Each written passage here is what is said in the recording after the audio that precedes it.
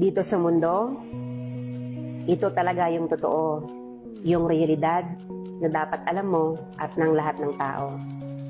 Naparito kang hubad, aalis kang nakahubad. Dumating kang nangihina, lilisan kang mahina. Iniluwal kang walang salapi at mga bagay, maglalaho kang walang salapi at mga bagay. Ang una mong paligo, may naghugas sa iyo. Ang huli mong paligo, may maghuhugas sa iyo.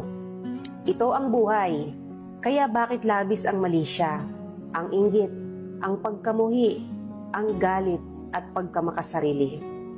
Maging mabait sa lahat at gumawa ng kabutihan. May hangganan ng oras natin sa mundo. Huwag sayangin sa walang kabuluhang bagay. Manalangin at higit sa lahat, huwag na huwag nating sasambahin ng pera.